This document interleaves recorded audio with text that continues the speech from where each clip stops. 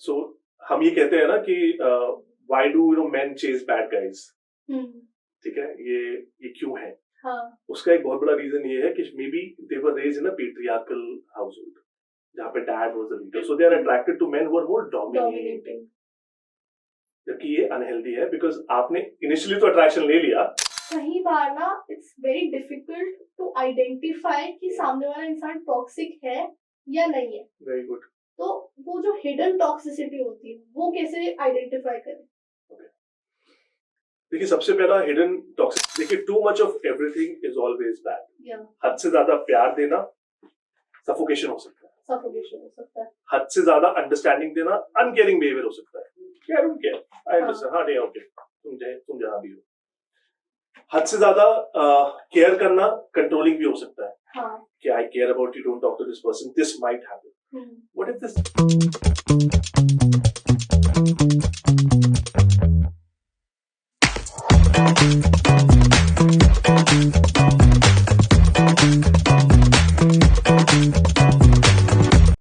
नमस्कार, मैं हूँ आपकी host Khushi and welcome back to another episode of Nama talks. आज का टॉपिक आपने टाइटल में देख लिया होगा, जो है टॉक्सिक रिलेशनशिप्स के बारे में. तो टॉक्सिक रिलेशनशिप्स होती क्या है, इनसे हील कैसे करें, क्या हर लड़ाई टॉक्सिक होती है, या फिर जो आपका पार्टनर है वो एक्चुअली टॉक्सिक है या फिर आप गलत समझ रहे हैं? तो इस कॉम्प्लेक्स टॉपिक के बारे में आज हम डिस्कस करेंगे with a special guest mister Amandeep Sandhu, who is a psychologist, a clinical therapist, a life coach, and you are transforming lives of so many people. You are helping so many people. So thank you so much, Amandeep, for coming on our talks today. Thank you so much for having me.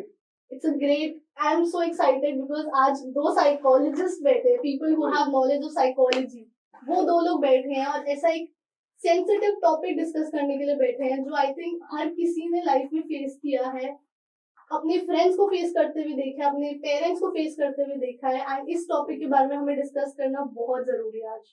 तो let's just begin, let's just dive into it. And सबसे पहला जो मेरे दिमाग में चीज आती है कि टॉक्सिक हम बोल तो देते हैं, but actually what is toxicity?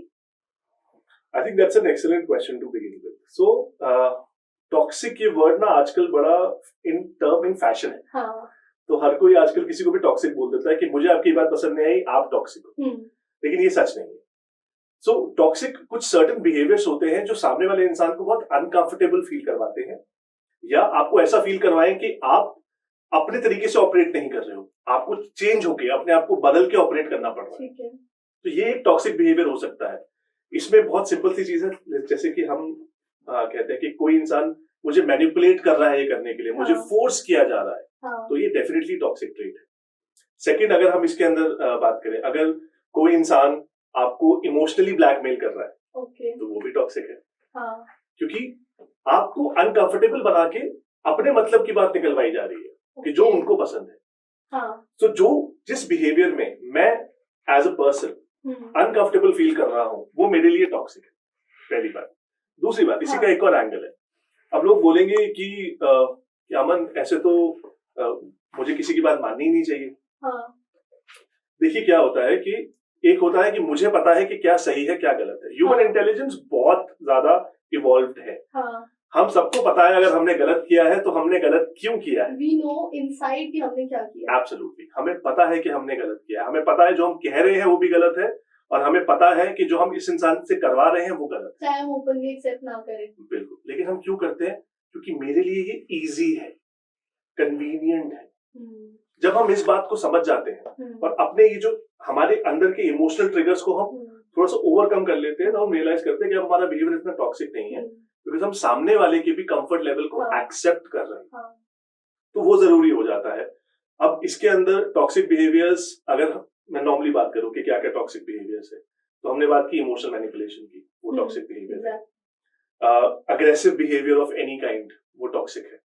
चाहे आपकी टोन ही क्यों नहीं ऊपर हो रही हो, ठीक है, वो टॉक्सिक है. पैसिव अग्रेसिवनेस, लोग इसको बहुत इग्नोर करते हैं. ताने मारना, बार बार ओवरली क्रिटिसाइज करना किसी को, मतलब इनडायरेक्टली एग्रेशन दिखाना. एक इंसान को इतना क्रिटिसाइज कर दो कि वो अपनी सेल्फ एस्टीम को ही लो कर ले. कि मैं आई एम नॉट गुड इनफ, कि मैं तो कभी भी अच्छा नहीं हूं, मुझे तो इस इंसान की मान लेनी चाहिए बात. ठीक है. एक और टॉक्सिक बिहेवियर है आइसोलेट करना किसी इंसान को. इसमें क्या होता है कि एक इंसान बोलता है ये तुम्हारे फ्रेंड अच्छे नहीं है, ये अच्छे नहीं है, इनसे बात मत करो, उनसे बात मत करो, मुझसे बात करो, इसकी इंटेंशन खराब है, उसकी इंटेंशन खराब है। अरे तुम्हारे आने से पहले भी उस इंसान की जिंदगी में ये लोग थे, अब तुम्हारे आने के बाद इनकी इंटेंशन खराब हो गई, राइट। लेकिन बट किंतु परंतु यहाँ पे एक बहुत बड़ी चीज है खुशी कि लोग अपने कन्वीनियंस के लिए भी कभी कभार ये चीजें करते हैं। जैसे मैं अनकंफर्टेबल या मैं जेलस फील करता हूँ आपकी किसी फ्रेंड के साथ, ठीक है, अब मुझे लग रहा है यार ये इंसान थोड़ा सा अच्छा है, और मैं इसके अराउंड थोड़ा सा इंटिमिडेटेड फील कर रहा हूँ, इनसिक्योर फील कर रहा हूँ, तो मैं आपको उस इंसान के खिलाफ भड़काऊंगा।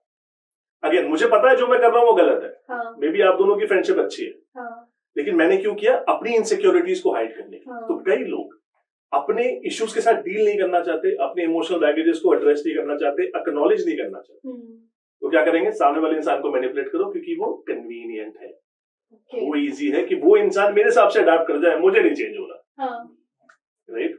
तो मतलब आप ये कहना चाह रहे हैं कि अगर कोई इंसान के साथ हम रिलेशनशिप में है and if I am not comfortable in any way, तो वो टॉक्सिसिटी है? अच्छा सवाल है। देखिए ह्यूमन बिहेवियर कॉम्प्लिकेटेड है, आप भी साइकोलॉजिस्ट है, मैं भी हूँ, और हमें पता है कि कभी भी एक लेयर नहीं होती, मल्टीपल लेयर्स हो सकती है, राइट। तो एक तो ये है कि मैं इस इंसान के साथ कंफर्टेबल फील नहीं करती इसकी प्रेजेंस में, तो मैं डेफिनेटली ये इंसान मेरे लिए सही नहीं है, शायद इंटेंशंस अच्छी नहीं है, या जो बोल रहा है, जो उसके वर्ड्स है वो उसकी बॉडी लैंग्वेज के साथ मैच नहीं कर रहा, तो मुझे अच्छी फीलिंग नहीं आ रही। तो एक तो ये रीजन हो सकता है, बट सेकंड ये भी हो सकता है कि शायद मैं ही अनकंफर्टेबल हूँ, मैं कम्युनिकेट नहीं कर पा रही, या इस इंसान की पर्सनैलिटी ज्यादा स्ट्रांग है तो मैं बोल नहीं पाती, या इंसान मुझे डोमिनेट करके काट देता है मेरी बातों को, मुझे क्रिटिसाइज करता है, मुझे लो फील करवाता है, तो मैं again like I said I don't feel like my self, मुझे खुद जैसा फील नहीं होता। वो रिलेशनशिप सबसे अच्छे होते हैं where you can be yourself. Who doesn't want that kind of relationship? तो वो आपका एक आइडियल रिलेशनशिप है। बट अगर ऐसी रिलेशनशिप है जिसमें शायद वो इंसान टॉक्सिक नहीं है, बट जस्ट बिकॉज मैं उसकी ट्रेट्स या उसके पर्सनालिटी या उसका बिहेवियर नहीं ले पा रही, तो मैं उसको लेबल टॉक्सिक कर देती हूँ, ऐसा भी होता है? ऐसा हो सकता है। अगेन ये इनसिक्योरिटीज है, हाँ. ये मेरी इनसिक्योरिटी है कि मैं आपको चेंज नहीं कर पा रही, क्योंकि मैं आपको चेंज करके अपने साथ रखना चाहती हूँ, क्योंकि शायद मैं आपकी कम्युनिकेशन लेवल से, आपकी पर्सनैलिटी लेवल से खुद को मैच नहीं कर पा रही। देखिए एक इंसान चाहे मेल हो या फीमेल हो, हमेशा चाहता है कि जो उसके साथ इंसान हो वो उसके लेवल तक हो। 10-20% ऊपर नीचे हो सकता है, और हम लोग ये थोड़ा बहुत एक्सेप्ट भी करते हैं। लेकिन कुछ लोग चाहते हैं कि मैं तो इवॉल्व नहीं होना चाहता, आप थोड़ा सा नीचे आ जाइए मेरे लेवल पे आके के लिए, तो आप अपनी कम्युनिकेशन कम कर लो, आप मेरे से इतना टेक्निकल होके मत बात करो, आप मुझे सजेशंस मत दो, आप मुझे एडवाइस मत दो, मैं गलतियां करता रहूंगा या गलती करती रहूंगी। तो एक अब ये अगेन क्या है, मैं अपनी इनसिक्योरिटीज को, अपने इमोशनल बैगेजेस के साथ डील नहीं करना चाहता, क्योंकि मेरे लिए वो काम है। मुझे एक्नॉलेज करना पड़ेगा कि मेरे अंदर प्रॉब्लम है, और दुनिया मानना ही नहीं चाहती कि मेरे अंदर प्रॉब्लम है। लोग अपने पे काम नहीं करना चाहते, क्योंकि मुश्किल है ये मानना कि मेरे साथ ये बुरा हुआ। मुश्किल है अपने पास्ट के पेन को रीलिव करना। ये भी मुश्किल है कि ये मानना कि अच्छा भी हो गया, अब इससे आगे कैसे बढ़े, क्योंकि कई लोग एक कोपिंग मैकेनिज्म बना लेते हैं उसे डील करने के लिए। सबसे आसान कोपिंग मैकेनिज्म क्या है? एस्केपिज्म, यानी कि वर्कोहॉलिज्म। आपने काम और आपने खुद को बोला आई एम अ वर्कोहॉलिक, तो सबसे आसान कोपिंग मैकेनिज्म है वर्कोहॉलिज्म। हद से ज्यादा काम करना, उसको अपनी आइडेंटिटी के साथ जोड़ देना कि मैं एक वर्कोहॉलिक हूँ, तो मैं ज्यादा काम करूंगा या काम करूंगी बिकॉज मुझे उसमें अच्छा फील होता है। But they are avoiding their emotions. They're avoiding their emotions and उनका शायद दिमाग में बहुत ज्यादा रेसिंग थॉट्स होंगे, बहुत ज्यादा ओवर थिंकिंग होगी, तब उनको क्या लग रहा है मुझे डिस्ट्रैक्शन चाहिए। अगर मैं काम में हूँ तो मेरी थॉट्स मेरे को बॉदर नहीं कर रही, मुझे सोचना नहीं पड़ रहा कि मेरे जब मैं घर जाऊंगा या घर जाऊंगी तो क्या प्रॉब्लम्स मुझे फेस करनी पड़ेगी। मैं 12 घंटे काम कर लेता हूँ बिकॉज वो इजी है। तो people want to take the easy way out, इसीलिए ज्यादातर लोग थेरेपी में नहीं जाते हैं। एक ये भी रीजन है। दूसरा रीजन ये है कि ये पेनफुल एक्सपीरियंस है। अपने पेन को रिलीव करना, एक्नॉलेज करना, उसको एक्सेप्ट करना, उस पर काम करना टाइम लगता है। कोई भी इंसान अगर आपको ये बोले कि हीलिंग जल्दी हो जाएगी तो वो फ्रॉड है। अच्छा, हीलिंग जर्नी एक हमेशा एक रोलर कोस्टर होता है। कुछ दिन बहुत अच्छे आएंगे, कुछ दिन एकदम से लो होगा, फिर आपको ऊपर जाना पड़ेगा और खुद की मेहनत से जाना पड़ेगा, कोई पुश नहीं कर रहा। तो किसी और का सपोर्ट आप चेंज नहीं करता। आपके मेंटर्स हो सकते हैं, आपके टीचर्स हो सकते हैं, आपके बेस्ट फ्रेंड्स हो सकते हैं, अगर फैमिली में इतने वाइज लोग हैं जो कि अंडरस्टैंडिंग है वो हो सकते हैं, और अगर कोई नहीं है आपके पास तो आपको एक साइकोलॉजिस्ट है, थेरेपिस्ट की मदद लेनी चाहिए, बिकॉज वो प्रोफेशनल है। हाँ. और ये जरूरी है, बिकॉज अगर आप खुद अकेले चलोगे हाँ. तो ज्यादा लंबा नहीं चल पाओगे, एक एक्सपर्ट चाहिए होता है। दुनिया के सारे सक्सेसफुल लोगों को आप देखिए, सबके पास मेंटर्स क्यों है? Why do the most successful businessmen in the world have a business coach or a business guru? क्योंकि किसी और के एक्सपीरियंस से आपकी जर्नी स्मूथ हो जाती है। बट अगर फ्रेंड्स फैमिली का सपोर्ट हो फिर भी साइकोलॉजिस्ट के पास जाना चाहिए। डिपेंड करता है कि आपका ट्रॉमा कितना सीरियस है। फॉर एग्जांपल टॉक्सिक रिलेशनशिप की बात करते हैं, ओके? इसके अंदर टॉक्सिक मैरिजेस भी हैं, ओके? और बहुत टाइम पे टॉक्सिक मैरिजेस इंडिया में जो कि बहुत कॉमन है, I am sorry I have to say this, but हमें थोड़ा ऑनेस्टी के साथ चलना पड़ेगा कि फिजिकल अब्यूज, इमोशनल अब्यूज बहुत कॉमन है इंडिया में, ठीक है? फिजिकल अब्यूज विमेन के साथ ज्यादा होता है, ये हम सबको पता है। हालांकि रिसेंट केसेस आए हैं मेन के अगेंस्ट भी, वो रिसेंट है। हिस्टोरिकली आप डेटा पकड़ेंगे तो फीमेल्स के साथ ज्यादा है। मेजॉरिटी केसेस विमेन के साथ हैं। इट्स नॉट लाइक कि वी आर डिनाइंग कि मेन के साथ नहीं हो रहा, but at the same time acknowledge करना पड़ेगा कि विमेन के साथ ज्यादा हो रहा है जो किया जा रहा है। और अगर मेन के साथ भी हो रहा है वो भी एक्नॉलेज करो कि वहां पे प्रॉब्लम क्या है, ठीक है? लेकिन बट किंतु परंतु again let's come back to that topic कि डोमेस्टिक अब्यूज, फिजिकल अब्यूज अगर हो रही है, इमोशनल अब्यूज क्या है कि एक वुमन को अलाउ नहीं किया जाता कि आप काम करो, ठीक है? और अगर आप बाहर जाके काम करो तो घर के काम भी करो आके, फिर ताने भी मारे जाते हैं, तुमने ये नहीं किया, तुमने खाना नहीं बनाया, तुम अपने बच्चों को नहीं संभाल रहे, तुम ये नहीं कर रहे, you are a failed mother, you are a failed wife etcetera. ये सारा इमोशनल अब्यूज है, बिकॉज एक इंसान की सेल्फ एस्टीम, कॉन्फिडेंस अफेक्ट होता है उससे नेगेटिवली बहुत ज्यादा, ओके? तो अगर ऐसा इंसान के पास कोई सपोर्ट नहीं है, बिकॉज अगेन हमारी सोसाइटी में डिवोर्स को अच्छी तरीके से नहीं देखा जाता, बहुत कम फैमिलीज हैं जो सपोर्ट करती हैं डिवोर्स को। तो अगर आप डिवोर्स लेने जाओगे ऐसे केस में कि मैं अच्छा फील नहीं कर रही, I am feeling abuse, harassed, और मैं टॉर्चर फील करती हूँ इस इंसान के साथ, इसकी फैमिली के साथ, और मुझे अलग होना है, सबसे पहले आपकी फैमिली ही बोलेगी कि एडजस्ट कर लो कि बेटा ये तो होता है, हमने किया है, इतना तो करना पड़ता है। इनफैक्ट आप रियलाइज करिए, चीटिंग के बाद भी फैमिली बोल देती है, एंड स्पेशली अगर कि ही इज अ मैन। हाँ, अगर हस्बैंड करे कि ही इज अ मैन, कोई बात नहीं, तुमने ऐसा क्या किया कि उसे बाहर जाना पड़ा। अरे कमाल, चीटिंग इज अ चॉइस, ठीक है? Cheating is always a choice. Like I said, जब हम गलत कर रहे होते हैं हमें पता होता है कि हम गलत कर रहे हैं। इस पॉइंट पे मैं एक क्वेश्चन पुट करना चाहूंगी। चीटिंग करने पे कुछ रिलेशनशिप्स में माफ कर देता है partner, let's say not arranged में, but as a girlfriend boyfriend जो लव मैरिजेस में चीटिंग हुई, अब मेल ने की फीमेल ने की डजंट मैटर, बट दूसरे इंसान ने उसे माफ किया और डिसीजन लिया म्यूचुअली कि हम वर्क करेंगे रिलेशनशिप पे अच्छे से एंड हम इस चीज को पास्ट में रखेंगे। तो क्या ये टॉक्सिसिटी हुई? देखो, क्या ये एक्सेप्टेबल और अनएक्सेप्टेबल बिहेवियर की कैटेगरी में आता है? हाँ, उस नजरिए से हम इसको देख सकते हैं। चीटिंग करना, झूठ बोलना टॉक्सिक बिहेवियर्स हैं, यस, इन बिहेवियर्स को कॉल आउट करते हैं सबसे पहले। बट किसी ने एक्सेप्ट कर लिया चीटिंग, तो ये उस इंसान की वल्नरेबिलिटी को दिखाता है कि वो इंसान इमोशनली स्ट्रांग नहीं है। शायद जिस इंसान ने एक्सेप्ट किया अपने पार्टनर को चीटिंग के बाद, शायद उसके लिए वो रिलेशनशिप ज्यादा इंपॉर्टेंट है rather than their own self respect. क्योंकि मैं एक बात बोलूंगा जो शायद बहुत लोग इससे ट्रॉमेटाइज हो सकते हैं कि अगर आपके पार्टनर ने चीट किया है and when you get sexually involve with this person, कई लोगों को फीलिंग आती है कि जो कांटेक्ट हुआ है वो एक इंसान की स्किन के साथ नहीं हुआ, मल्टीपल इंसानों की, और ये कई लोगों को बहुत डीपली अफेक्ट कर जाता है कि हम फिर से टच नहीं कर सकते।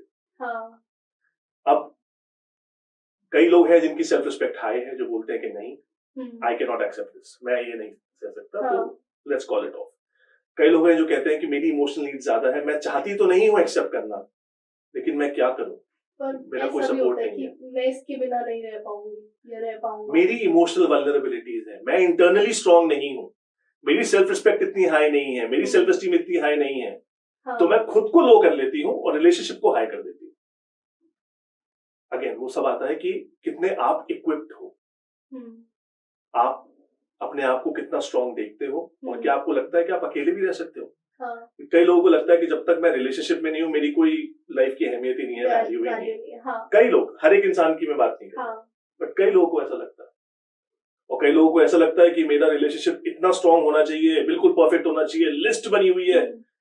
फिर ऐसे लोग रिलेशनशिप में ही नहीं आ पाते, या आते हैं तो टिक नहीं पाते। इसको हाँ, बोलते हैं हाइपर इंडिपेंडेंस। हाँ, कि अब अकेले रहने की इतनी आदत हो गई है कि किसी और के साथ एडजस्ट ही नहीं कर पाते। और यूजुअली ये हाइपर इंडिपेंडेंस भी एक ट्रॉमेटिक एक्सपीरियंस के बाद ही आती है, क्योंकि लास्ट रिलेशनशिप इतनी खराब थी कि अब उनको किसी और को चांस देने का हिम्मत नहीं रही है उनसे।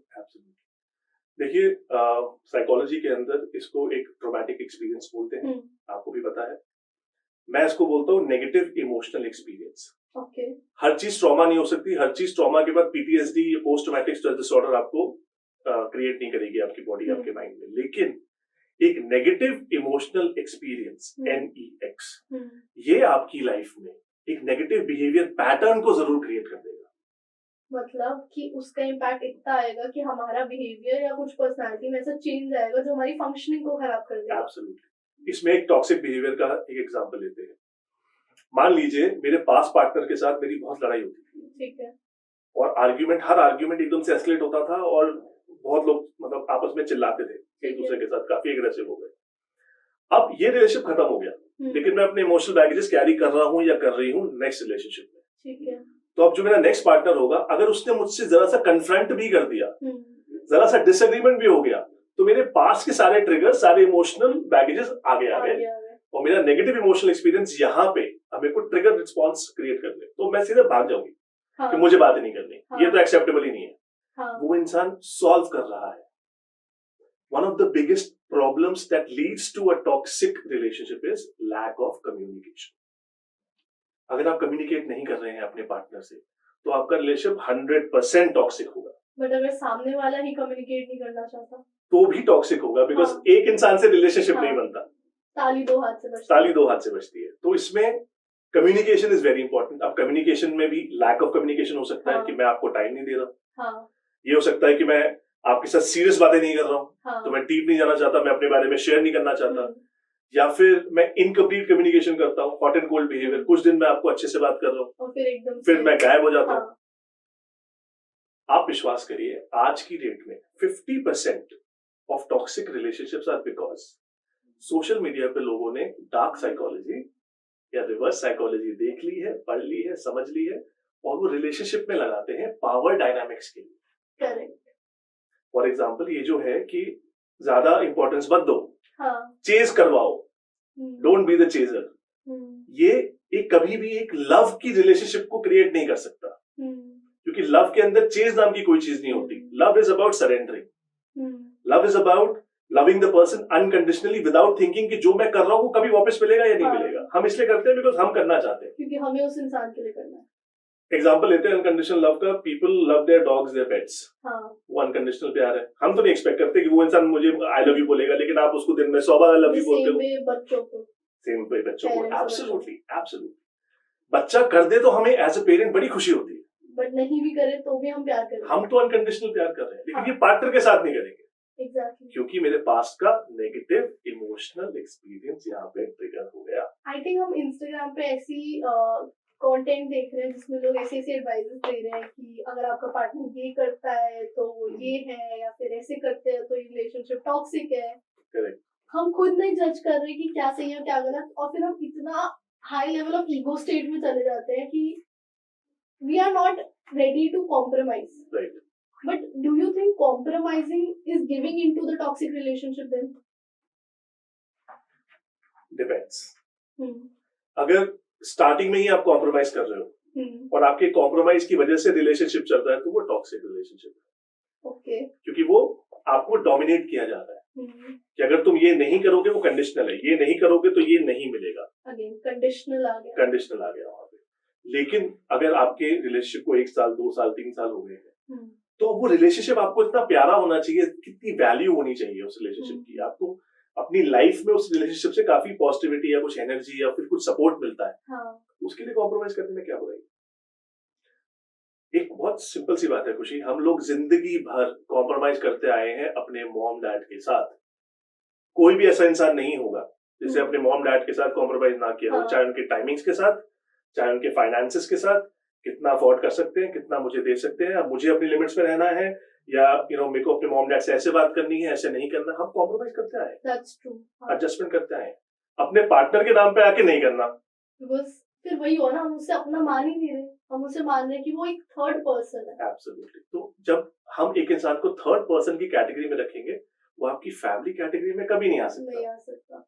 अगर आपने फैमिली की तरह ट्रीट ही नहीं किया तो वो फैमिली बन नहीं सकती। So do you think that's why arranged marriages work better? एक रीजन ये है, yes, but arrange marriages work better for two main reasons. Number one कि it is exciting to get to know the person gradually, तो उसमें आपका प्यार बढ़ भी सकता है if everything is going great, number one. Number two reason is कि अरेंज मैरिजेस के अंदर ना एक, अगेन थोड़ा सा डीप जाएंगे साइकोलॉजी में, बट थोड़ा सा परफॉर्मेंस प्रेशर होता है कि I have to make this work internally, because now you are committed, शादी हो गई, अब रहना है, तो अब वो उस रोल के अंदर जल्दी आ जाते हैं, एक हस्बैंड और वाइफ के रोल के अंदर कि I am committed, I have to behave this way, she is my wife, I have to give her time. They can be more casual कि लड़की तो मिल गई है, लड़का तो मिल गया, तो कुछ करना नहीं है। Human behaviour is always complicated, कुछ भी हो सकता है। मैं वो बात कर रहा हूँ कि क्यों सक्सेसफुल होता है, क्यों नहीं होता, उसके भी मल्टीपल रीजन है। लेकिन अगर एक बॉयफ्रेंड और गर्लफ्रेंड एक अगर लव रिलेशनशिप से डायरेक्टली हस्बैंड वाइफ में आए हैं, तो हो सकता है वो ऑपरेट बॉयफ्रेंड गर्लफ्रेंड की तरह कर रहे हो, लेकिन टैग हस्बैंड वाइफ का लग गया है। आपको ये समझना पड़ेगा कि अब वो इंसान आपका हस्बैंड है, वो आपकी वाइफ है, अब वो आपकी फैमिली है। That person is the future, let's say father of your child और the mother of your child. आपको उनको उस रिस्पेक्ट लेवल से ट्रीट करना पड़ेगा। अगर आप नहीं करते हो और आप बॉयफ्रेंड गर्लफ्रेंड के रोल में ही हो, तो हाँ, आपका रिलेशनशिप नेगेटिवली इम्पैक्ट हो सकता है। अगर हम वापस टॉक्सिक रिलेशनशिप्स पे आए, बिकॉज आई थिंक हम थोड़ा सा डाइवर्ट हो गए हैं, तो मेरे को ये, जब आपने अभी थोड़ी देर पहले बोला कि हम अपने ट्रॉमेटिक एक्सपीरियंसेस को, आपने कहा कि नेगेटिव एक्सपीरियंसेस, उसकी बेसिस पे फंक्शन करके हम अपनी रिलेशनशिप्स पे थोड़ा बिहेवियर खराब कर देते हैं, खुद ही सेल्फ सैबोटाज कर देते हैं। तो क्या ऐसा भी होता है कि हमने बचपन में अपने पेरेंट्स को लड़ते हुए देखा, या बचपन में कोई ऐसा एक्सपीरियंस रहा, फॉर एग्जांपल चाइल्डहुड में सेक्सुअल हैरेसमेंट या ऐसा कुछ, तो उसकी वजह से हम एज अ पर्सन टॉक्सिक बन जाते हैं? देखिए, चाइल्ड डेवलपमेंट स्टेजेस की अगर हम बात करें, तो उसमें द फर्स्ट रिलेशनशिप टेम्पलेट जो एक बच्चा देखता है, वो अपने मॉम डैड का देखता है। तो अगर मॉम डैड का जैसा रिलेशनशिप है, फॉर एग्जांपल आपने देखा कि मॉम डैड लड़ते हैं, साथ में रहते हैं, हाँ, तो आपको लगता है कि हाँ, रिलेशनशिप में ऐसी होता है, एक मेल है, फीमेल है, वो लोग लड़ते रहते हैं, लेकिन एंड ऑफ द डे साथ में रहते हैं। अब आपको ऐसा पार्टनर मिला जो आप तो लड़ रहे हो, लेकिन वो लड़ नहीं रहा आपसे, तो आपके इंटरनल टेम्पलेट के साथ मैच नहीं होता। तो आपको क्या लग रहा है, नहीं, ये इंसान ना फीलिंग नहीं आ रही, I am not getting the right feeling, क्योंकि you were raised in a chaotic let's say house hold.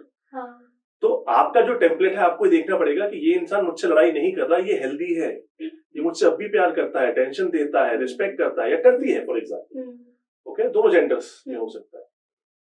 लेकिन हाँ, आपके चाइल्डहुड अपब्रिंगिंग से आपके रिलेशनशिप डायनामिक्स और बिहेवियर्स पे बहुत फर्क पड़ेगा। एक और एग्जांपल लेते हैं। सो हम ये कहते हैं ना कि why do main chase bad guys, ठीक है, ये क्यों है? हाँ. उसका एक बहुत बड़ा रीजन ये है कि maybe they were raised in a patriarchal household, जहाँ पे dad was the leader, so they are attracted to men who are more dominating. जबकि ये अनहेल्दी है, बिकॉज आपने इनिशियली तो अट्रैक्शन ले लिया, जब वो इंसान डोमिनेट करेगा आपको इंटरनली अच्छा नहीं लगता, क्योंकि आपको तब भी अच्छा नहीं लगता था कि आपके डैड जब आपकी मॉम को डोमिनेट करते थे, आपको अच्छा कभी नहीं लगा, आपने एक्सेप्ट कर लिया। लेकिन जब आपके साथ होगा तब वो पेन बढ़ जाएगा। I think we have decoded why women fall for bad guys. Yeah, we can say because that of the patriarchal society. Absolutely. और जो लोग कहते हैं कि पेट्रियार्की एग्जिस्ट नहीं करती, उनको सोसाइटी को डीप लेवल से समझना पड़ेगा। हाँ, I think वो आसपास देखना नहीं चाहते and they are more comfortable कि वो पेट्रियार्की को एक्सेप्ट नहीं करना चाहते। Again, काम नहीं करना चाहते। कन्वीनियंस हम अपना, अगर हमने मान लिया तो हमें भी तो चेंज होना पड़ेगा, उसके लिए एफर्ट लगेगा। आई थिंक इस पे तो बहुत लंबी कॉन्वर्सेशन हो सकती है इसी टॉपिक पे कि कैसे पेट्रियार्की और कैसा माइंडसेट लोगों का होता जा रहा है, who are supporting patriarchy but they don't know they are supporting patriarchy. देखिए, अगेन उनकी भी अपब्रिंगिंग है, उनकी भी कंडीशनिंग है, और इसीलिए मैं कहता हूँ कि awareness is the first step to changing anything in life. आपको पहले अवेयर होना पड़ेगा कि ये सिचुएशंस हैं, इन सिचुएशंस की वजह से मेरा ये बिहेवियर बना। Awareness, acknowledgement, acceptance, and then action. फिर एक्शन आप ले सकते हैं। एब्सोल्युटली। तो ये 4 A's हैं जिससे एक इंसान अपने बिहेवियर को चेंज कर सकता है। अच्छा, bouncing back to the again the parent वाला थिंग, तो कोई इंसान अगर अपने पेरेंट वगैरह का देख के टॉक्सिक बिहेवियर शो कर रहा है कि वो लड़ते थे तो मैं भी लड़ रहा हूँ, या बचपन में कुछ बुरा हुआ था उस वजह से the person has become more aggressive और may be more cold hearted, तो इस चीज से हील कैसे करें? Again same formula, 4A formula हम यूज करेंगे यहाँ पे। ठीक है, पहले तो अवेयर हो जाओ कि मेरा ये जो बिहेवियर है वो कहाँ से आ रहा है, मेरे पास्ट में ऐसा कुछ हुआ है। इसी खुशी मेन प्रॉब्लम है कि इंसान एनालिसिस अपने प्रेजेंट में करता है, लेकिन हमारे बिहेवियर तो पास्ट में बने हैं। तो पास्ट में जाके देखना पड़ेगा ना। जब आप पास्ट को एक्सप्लोर करोगे तो आपको ये पता चलेगा कि अच्छा ये मेरा बिहेवियर शायद यहाँ से आ रहा है। सो जब आपने ये आप अवेयरनेस की स्टेट में आए कि अच्छा ये मेरा बिहेवियर शायद मैंने अपने डैड से सीखा या मॉम से सीखा। ठीक है। एक बहुत सिंपल सा एग्जांपल देता हूँ, पेरेंटिंग का एग्जांपल दूंगा यहाँ पे। ठीक है। बहुत सारे पेरेंट्स को क्या लगता है कि बच्चों को एक बार बताओ, दूसरी बार बताओ, तीसरी बार पे मारना है। अच्छा। और ये let's say people who were born before 80s, ये उनका थोड़ा सा पेरेंटिंग स्टाइल रहा है। अब वो बोलेंगे क्योंकि हमारे पेरेंट्स ने भी हमें ऐसे रेज किया, उनका भी पेरेंटिंग स्टाइल ये था। लेकिन आपको ये समझना पड़ेगा कि उनका पेरेंटिंग स्टाइल इसलिए ऐसा था क्योंकि उस टाइम पे अपॉर्चुनिटीज बहुत कम थी उस इंडिया में। आज का इंडिया सेम नहीं है। आज बहुत अपॉर्चुनिटीज है। तो जरूरी नहीं है कि बच्चे ने अगर इंजीनियरिंग और अगर डॉक्टर नहीं बना तो वो सक्सेसफुल नहीं हो पाएगा। Most doctors engineers are becoming stand up comedians. लोग IIT IIM करके कुछ और ही कर रहे हैं, राइट। तो सक्सेस का एक पाथ नहीं रहा है। तो अगर आप बच्चे को मारते हो, एक बार बोला, दूसरी बार बोला, तीसरी बार आपने मारा, तो बच्चा अब क्या करेगा रिलेशनशिप में? एक बार समझाऊंगा, दूसरी बार समझाऊंगा, तीसरी बार में एग्रेसिव हो जाऊंगा, क्योंकि ऐसे ही तो होता है। ऐसे ही तो होता है। मेरी भी कंडीशनिंग ऐसी है तो सामने वाले की भी ऐसी कंडीशनिंग होगी। जबकि रियलिटी ये है, हर इंसान अपनी सिटी में, अपने स्कूल में, अपने चॉइस ऑफ फ्रेंड्स में, ग्रुप में, कल्चर में, रिलीजन में अलग तरीके से रेज हुआ है। तो अगर आप अपने पार्टनर को देख रहे हो तो आपने अपने पार्टनर को ये समझना पड़ेगा कि इस इंसान की अलग वैल्यूज है, अलग फ्रेंड्स हैं, अलग लाइफ के एक्सपीरियंसेस हैं, अलग कल्चरल अपब्रिंगिंग है, अलग फूड चॉइसेस है। ये इंसान मेरी तरीके से ऑपरेट नहीं करेगा, जरूरी नहीं। ठीक है। तो वहाँ पे एक्सेप्टेंस करना पड़ता है। बट बहुत मुश्किल है एक्सेप्ट करना कि वो इंसान वो चीज प्रोवाइड नहीं कर पा रहा जो जिसकी नीड मुझे है। फिर यू फील कि ठीक है ब्रेकअप कर लेते हैं बिकॉज़ मेरे को ये नहीं चाहिए। अगेन आपके पास में ऐसा क्या हुआ है कि आपको ये लग रहा है कि सामने वाला इंसान चेंज नहीं होगा? क्योंकि शायद पिछले वाले इंसान ने चेंज होने का नाटक किया या नहीं हुआ। तो मैं क्या कर रही हूँ, मैं यहाँ पे अपने आप को बचा रही हूँ। I have the fear of getting hurt, और मैं फिर से हर्ट नहीं होना चाहती। मेरी लाइफ का लेसन है। But expecting the other person to change is also bad then. Depend करता है कि वो जो बिहेवियर है क्या वो एक्चुअली में अनरीजनेबल है, एक्चुअली में अग्रेसिव है, एक्चुअली में टॉक्सिक है या नहीं। टॉक्सिक बिहेवियर्स के मैं आपको बहुत सिंपल से कुछ मैं आपको गाइडलाइंस देता हूँ।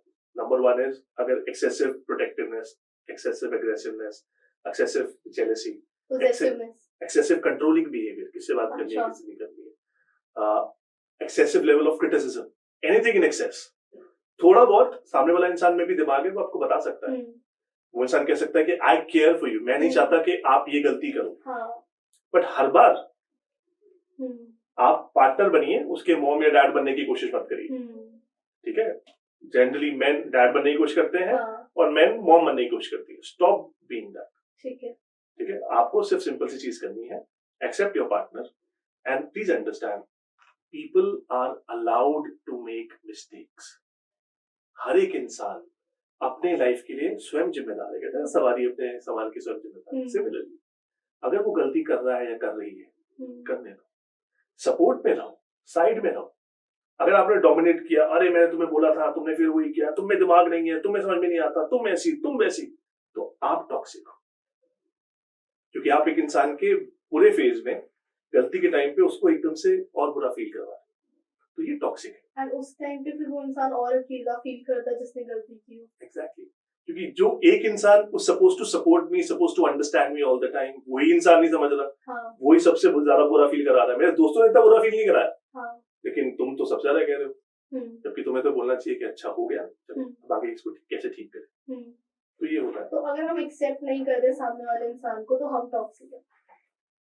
पूरी तरीके से एक्सेप्ट नहीं कर रहे, हाँ, बट कितना एक्सेप्ट करो। देखो ये भी अगर हम उस लेवल पे जा रहे हैं, आजकल लोगों ने ना ये फैशन बना दिया, accept me the way I am. हाँ।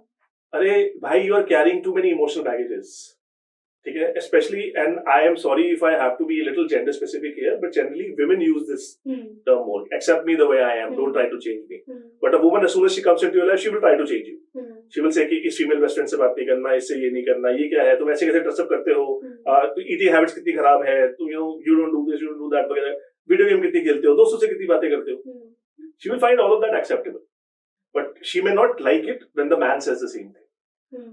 So acceptance is a two-way street. अगर आपने अपने पार्टनर को बोला कि ऐसे करो, तो वो भी आपको बोल सकता है. हाँ. और जिसने भी एक्सेप्ट नहीं किया, वो सामने वाले को रिस्पेक्ट नहीं करता. और फिर इट बिकम्स अ साइकिल कि तूने मेरे साथ किया था, अब मैं तेरे साथ करूंगा, फिर मैं भी करूंगी, तू भी करे, वो फिर साइकिल बन जाएगी. ये हो गया कंडीशनल लव, जिससे आपको हटना है. खैर, लव तो हमने बहुत बड़ा वर्ड बोल दिया. आजकल की जनरेशन तो लव को तो मानती नहीं है. They very lust driven. But and thanks to all these dating apps these days के बहुत इजी हो गया है एक रिलेशनशिप से दूसरे पे जंप करना. तो इसलिए ही लोग, अगेन, सबसे बड़ा टॉक्सिक ट्रेट नॉन कम्युनिकेशन का, चीजों को सॉल्व नहीं करना. क्योंकि मैंने एक स्वाइप किया, मेरे को मैच मिल गया, मैं डेट पे चला गया, डेट पे चली गई, मैंने मस्ती कर ली. लेकिन आप ये भूल जाते हैं you have an illusion of options. You don't really have an option. क्योंकि हर एक इंसान की इंटरनल चेकलिस्ट है कि मुझे ये चाहिए, ये चाहिए. अब वो इंसान मिल रहा था, लेकिन आप अपने पास की वजह से थोड़े से अनकंफर्टेबल हो गए. तो आपने उस इंसान के साथ अच्छे से बात नहीं की, या आपने बोला मैं कम्युनिकेट नहीं कर सकती, आप मेरे को चेंज होने को बोल रहे हो. मैं आपको एक एग्जांपल देता हूँ. मेरी क्लाइंट है, ओके, उनके जो पार्टनर है वो हद से ज्यादा झूठ बोलते हैं. अच्छा. हद से ज्यादा. अब वो रिलेशनशिप में आई, स्टार्टिंग में तो उनको अच्छा लगा, सब कुछ सही था, क्योंकि स्टार्टिंग में तो हर कोई प्रिटेंड करता है, उन्होंने भी प्रिटेंड किया. अब ये उनको बोल रही है कि तुम झूठ बहुत बोलते हो, तुम 5-5-6 घंटे के लिए गायब हो जाते हो, कहाँ जाते हो? तो कहता है अपने दोस्त के साथ था, यहाँ था. अब वो कहती है कि अच्छा थोड़ा प्रूफ तो होगा. हाँ. दोस्तों के साथ कहाँ गए थे बता दो. कुछ नहीं बताते, लेकिन हर बार गायब हो जाते हैं. अब ये कह रही है कि I am sorry, I can't accept this.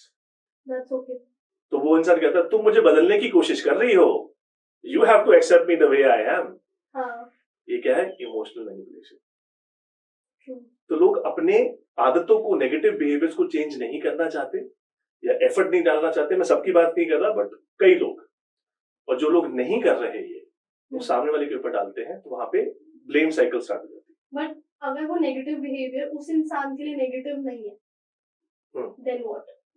तो वो अपने पार्टनर के बारे में शायद सेंसिटिव नहीं है या केयर नहीं करता या करती. क्योंकि आप जिस इंसान के साथ जिंदगी जीना चाहते हो या अपना टाइम बिताना चाहते हो, you want to have a good meaningful relationship, अगर आपको उसके ही इमोशंस की कदर नहीं है, तो फिर क्यों हो रिलेशनशिप में आप? If you can't think about कि मेरे इस बिहेवियर से मेरे पार्टनर को क्या इफेक्ट पड़ेगा, कैसा उसको फील होगा, तो आप गलत इंसान के साथ हो, क्योंकि आप केयर नहीं करते उस इंसान के बारे में. क्या हम अपने मॉम डैड के बारे में, अपने भाई बहन के बारे में नहीं सोचते कि हम उनके कि हमें ऐसे बात नहीं करनी, ऐसा नहीं करना, बुरा लग जाएगा. Majority of people in India till a certain age 9-10 पैसे पहले घर आते हैं, क्योंकि पेरेंट्स की रिस्पेक्ट है. तो अगर पार्टनर ने बोल दिया कि 11-12 बजे तक आ जाओ, उसमें क्या बुराई है? अगर पार्टनर ने आपसे ये चेक कर लिया कि भाई 12 बज गए, तुम अभी तक घर नहीं आई हो, तो ये गलत कैसे हो गया? ये डोमिनेटिंग कैसे हो गया? शायद आप जिनके साथ है, आप ये बताना नहीं चाहते कि मैं किसके साथ हूँ. तो ये भी ऐसा हो सकता है. अगेन, दोनों जेंडर्स हैं. आजकल दोनों जेंडर्स बिल्कुल बराबरी पे आ चुके हैं बिहेवियर्स के मामले में, जिसमें दोनों ही. हम सिर्फ एग्जांपल ले रहे हैं. हाँ. अगर we go back to the toxic वाला thing and we delve deeper into it, तो कहीं बार ना it's very difficult to identify कि सामने वाला इंसान टॉक्सिक है या नहीं है. Very good. तो वो जो हिडन टॉक्सिसिटी होती है, वो कैसे आइडेंटिफाई करें? देखिए, सबसे पहला हिडन टॉक्सिसिटी है कि एक इंसान आपको अपने वल्नरेबिलिटीज या अपनी डीप इंटरनल स्टेट के बारे में बिल्कुल नहीं बता रहा. ओके. यानी कि इंसान ओपन अप ही नहीं हो रहा, डीप कॉन्वर्सेशन नहीं कर रहा. Okay. And again, I'm going to tell you, this is predominantly a male-centric behavior. Okay. And women tend to get influenced by this because, oh, he's a strong man. He deals, with everything, on his own. No, वो अपने best friend से बात करता है, ठीक है, ऐसा कुछ नहीं है, वो करता है. He has his own people, his own safe space. आपसे बात नहीं कर रहा because he doesn't trust you so much. आपने वो ट्रस्ट अभी तक गेन नहीं किया है कि आप उसको जज नहीं करने लग जाओगे. Exactly. Okay. So अब इस केस में क्या हो रहा है कि the person is not communicating और आपको लग रहा है, oh, he's so chill, he's so sorted, he's so funny. नहीं, sometimes humor is a coping mechanism. वो चाहते ही नहीं आपसे उस लेवल पे कनेक्ट करना. Okay? तो एक ये रेड फ्लैग हो सकता है. तो सबसे बड़ा सजेशन मैं लोगों को दूंगा, प्लीज, और मैं अपने सारे क्लाइंट्स को देता हूँ सजेशन, प्लीज एक हफ्ते में, एक महीने में, एक क्वार्टर में, 3 महीने के अंदर प्यार में मत पड़ना. प्यार व्यार नाम की कोई चीज नहीं होती. एक हफ्ते में, एक महीने में, 3 महीने तक कोई प्यार नहीं होता. वो सब अट्रैक्शन है आपकी. इंसान नया लग रहा है. 3 महीने एक इंसान को डेट करिए, टाइम स्पेंड करिए, पर्सनल स्पेस में देखिए, एक्सटर्नली देखिए, उनके फ्रेंड ग्रुप को देखिए, उनके फैमिली बिहेवियर्स देखिए, उनके बिहेवियर देखिए कि कॉन्फ्रंटेशन में वो इंसान कैसे आपसे इंटरेक्ट करता है, डिसएग्रीमेंट्स वो इंसान कैसे करता है, कहाँ पे वो इंसान आपको करेक्ट कर रहा है, कैसे करेक्ट कर रहा है, कितना क्रिटिसाइज कर रहा है. ऑब्जर्व करिए please. But you can't help it. प्यार तो you just fall in love. या देखिए, प्यार कैलकुलेटेड तो नहीं हो सकता. एग्जैक्टली.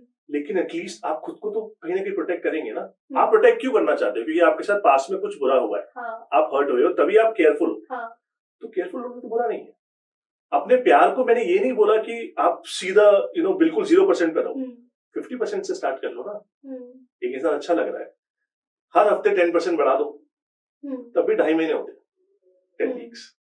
तो किसी ने नहीं बोला कि आपको डे 1 से ट्रस्ट करना है 100%, डे 1 से प्यार करना है 100%. अगर आप कर रहे हो तो आपकी इमोशनल नीड है, इमोशनल वॉइड है मेरे अंदर, कि मुझे लगता है कि अगर मैं रिलेशनशिप में नहीं हूं तो मैं आई एम नॉट लवेबल और आई am not a good person. तो वो इंसान अपनी आइडेंटिटी के साथ जोड़ देता है. तो जो लोग बहुत जल्दी प्यार में पड़ जाते हैं और ओवर प्यार में पड़ जाते हैं एकदम से, तो वो लोग कहीं ना कहीं अंदर से अकेले हैं.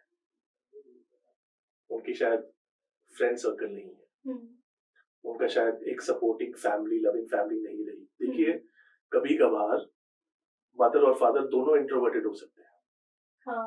और अगर मदर और फादर दोनों इंट्रोवर्टेड हैं तो वो उस बच्चे ने कभी जिंदगी में ये सुना ही नहीं होगा कि बेटा आई लव यू. मेरी मॉम इंट्रोवर्टेड है. मैं 35 साल का हो गया था. मैंने फेसबुक की पोस्ट पे, जब मैंने अपनी मेंटल हेल्थ की पोस्ट डाली, उस पर कॉमेंट्स आए, तब मेरी मॉम ने पहली बार मेरे को लिखा कि I am proud of you my son. At the age of 35, and I had tears in my eyes when I was looking at that phone. This was a notification. I was like, यार क्या मतलब, मैंने जिंदगी में सुना ही नहीं अपनी माँ की मुंह से. But my mom shows love in different ways. So there are 5 different love languages. But introverts express नहीं कर पाते words के जरिए. Physical affection भी show नहीं कर पाते, hug भी नहीं करेंगे. लेकिन वो क्या करेंगे, आपको लोग जो सामान है वो ला के दे देंगे, materialistic. आपकी केयर करेंगे. They will see कि you're protected, you're safe, you're around people. तो उनकी लव लैंग्वेज अलग है. बट देन इसी में वो पॉइंट आ जाता है जब आपने कहा था कि टॉक्सिक बिहेवियर ये भी होता है कि वो सामने वाला इंसान डीप कॉन्वर्सेशन नहीं करना चाह रहा, अवॉइड कर रहा है इमोशनल एक्सपीरियंसेस को. तो क्या वो इंट्रोवर्ट हुआ या टॉक्सिक हुआ?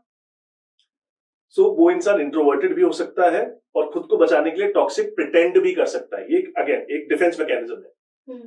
मेरी प्रीवियस गर्लफ्रेंड के साथ मैं ओपन अप हुआ, उसने मेरे को जज कर लिया और वो मूव ऑन कर गई क्योंकि मैं ओपन अप हुआ and I showed my vulnerable side. So my lesson is maybe I should not be vulnerable. Okay? And again, people who are falling in love very quickly, most of them are generally alone, अकेले हैं. उनको शायद बचपन से प्यार नहीं मिला, तो कहते हैं ना कि अगर मुझे बचपन से खाना नहीं मिला तो मुझे कुछ भी खाना दे दो, मैं वो खा लूंगा. और वो शायद टॉक्सिसिटी में बदल जाता है बिकॉज वो पॉसेसिव हो जाता है जब उन्हें सामने वाले इंसान से थोड़ा सा अफेक्शन दिखता है. Spot on, you right. या तो क्योंकि मेरी इकलौती सोर्स ऑफ लव ये इंसान है, मैं इसको छोड़ नहीं सकता. क्योंकि मुझे पता है कोई और नहीं देगा ये प्यार जो मेरे को इससे मिल रहा है. और फिर ओवर पॉसेसिवनेस से वो सामने वाला इंसान घुटता है और बहुत ज्यादा फ्रस्ट्रेटेड फील करता होगा एंड देन वो उसे छोड़ देता है. तो ये सारे हमारे अनकॉन्शियस बिहेवियर्स हैं. ये हम जानबूझ के नहीं कर रहे. So please don't think कि people are actively doing this. नहीं, ये ऑटोमेटिकली चलता है क्योंकि बैकएंड में मुझे पसंद है. हम हमारे बेस्ट फ्रेंड से सबसे ज्यादा डिसरिस्पेक्ट टॉलरेट करते हैं. ऐसा क्यों होता है? क्योंकि वो हमारा सेफ स्पेस है. सेफ स्पेस बना हुआ है इतने सालों से, बनी हुई है. इंटेंशन बुरा है. तो फिर ऐसे लोग क्या करते हैं जब रिलेशनशिप में जाते हैं, क्योंकि अब आदत है डिसरिस्पेक्ट होने की, तो मेरे पार्टनर डिसरिस्पेक्ट मुझे दे रहा है और मेरे तो सारे फ्रेंड मुझे डिसरिस्पेक्ट करते हैं, तो चलता है। पर जब वो पति बन जाएगा और डिसरिस्पेक्ट करेगा तो नहीं चलेगा। तो अगेन ये चीजें हमारे भी ब्लाइंड स्पॉट्स हैं, हम अनकॉन्शियसली कई चीजों को कर रहे हैं। अच्छा, अगर when people are dating in the start, first few dates, जैसे आपने कहा 3 महीने अगर देखें, तो स्टार्टिंग में कोई ऐसे साइंस जो हम पकड़ सके कि हाँ ये इंसान शायद टॉक्सिक हो सकता है जब हम असली रिलेशनशिप में आए? श्योर। तो एक साइन के बारे में हमने बात की कि इंसान ओपन अप नहीं हो रहा, आपके साथ अपनी इमोशनल साइड को शेयर नहीं कर रहा है, कोई भी इमोशनल बात नहीं कर रहा। ठीक है, यानी कि उसने आपको डिस्टेंस पे रखा हुआ है। नंबर 1, फर्स्ट फ्यू डेट्स में अगर if you trying to get to know each other, तो वो अवॉइड कर रहा है, कैजुअल बातें करेंगे, सिर्फ मस्ती की बातें करेंगे, ठीक है, पार्टीज की बातें करेंगे, घूमने फिरने की बातें करेंगे सिर्फ, ठीक है। हम कोई इमोशनल पे कनेक्ट नहीं करेंगे क्योंकि उनका इंटेंशन आपको जानने का है ही नहीं। उनका इंटेंशन कुछ और है कि कैजुअल रखो, मस्ती करो, चिल मारो, कैजुअल, ओके। और हो सकता है कि एक इंसान कम्युनिकेशन में बहुत इनकंसिस्टेंट है, like I said, hot and cold behaviour. एक दिन कम्युनिकेट किया, दूसरे दिन नहीं किया, तीसरे दिन किया, चौथे दिन नहीं किया। ये क्या है? ये डार्क साइकोलॉजी है, क्योंकि अब आपको लग रहा है अरे ये इंसान एक दिन में गायब कहाँ हो जाता है, ऐसा क्या कर रहा है? अभी क्यूरियोसिटी आ गई, ज्यादा क्यूरियस हो जाता है, तो अब आप इस इंसान के प्रति आपका फोकस चला गया, इंटरेस्ट बढ़ गया, फिर आप ऐसे फंस जाते हो। लेकिन ये एक बहुत बड़ा टॉक्सिक ट्रेट है कि कम्युनिकेट नहीं कर रहा है इंसान। एंड अगेन आई सेड, अगर इंसान हद से ज्यादा जेलस है इनिशियली, स्टार्टिंग में ही कंट्रोल करने की कोशिश कर रहा है, या आपको एक्सेसिव क्रिटिसिज्म मिल रहा है, अरे तुम्हें नहीं पता, अरे तुम्हें कुछ नहीं आता, मैंने कहा भाई तुम्हारे आने से पहले भी मैं जिंदगी जी रही थी, या जी रहा था, तुम आके मेरे को बताओगे? तो फॉर एग्जाम्पल ये अगर हम थोड़े से जेंडर स्पेसिफिक एग्जांपल्स ले रहे हैं, I don't mean to offend anyone, but a lot of women would try to be super caring towards a man in a new relationship, कि मेरे बाबू ने खाना खाया, तो लेकिन सुनो, बाबू तुम्हारे आने से पहले भी खाना खाता था, ठीक है, वो अगर नहीं खा रहा तो अपनी मर्जी से नहीं खा रहा, ठीक है, लेकिन आपकी ये केयर दिखाने से ये नहीं है कि वो केयर को सीरियसली लेगा, उसको लगेगा अरे ये तो इमेच्योर है, तो अभी भी कॉलेज से बाहर नहीं आई। तो डोंट डू दैट। पार्टनर बनो, इक्वल बन के पार्टनर बनो, इंसान के सपोर्ट बनिए। ज्यादा care, like keep saying too much of everything is always bad. तो अगर आपको फर्स्ट फ्यू डेट्स में दिख रहा है कि लड़की, इवन लड़का is too much caring, कुछ ज्यादा ही पूछ रहा है, that might indicate कि वो आगे जाके possessive हो सकता है, या toxic हो सकता है, या expectations too much रख सकता है। देखिए, too much of everything is always bad. हद से ज्यादा प्यार देना suffocation हो सकता है, हद से ज्यादा अंडरस्टैंडिंग देना अनकेयरिंग बिहेवियर हो सकता है। I don't care, I understand, हाँ नहीं, ओके, तुम जहाँ भी हो। हद से ज्यादा केयर करना कंट्रोलिंग भी हो सकता है, कि I care about you, don't talk to this person, this might happen, what if this doesn't happen, right? तो too much of everything is always bad, number 1। Number 2 is, इंसान इनिशियली आपको love bomb करेगा। ये अगेन एक fancy term है, love bombing. ये narcissistic behaviour की कुछ मैनिपुलेटिव स्ट्रेटजीज होती है, टेंडेंसीज, कैरेक्टरिस्टिक्स, जो आप इजीली आइडेंटिफाई करते हो कि वो आपको स्टार्टिंग में लव बॉम्बिंग करेंगे। लव बॉम्बिंग क्या है? इनिशियल फेज के अंदर, डेटिंग फेज के अंदर, they will show you a lot of love, lot of care, lot of attention, lot of time, may be give you a lot of gifts etcetera, सारा focus आपके ऊपर, और घुमा फिरा के वो आपको ये बोलेंगे कि आई थिंक हमारा तो पहले का कनेक्शन है, this is very special for me, बड़ी बड़ी बातें, ड्रीम्स दिखाना, I am looking at the longer game with you, I want to get married to you.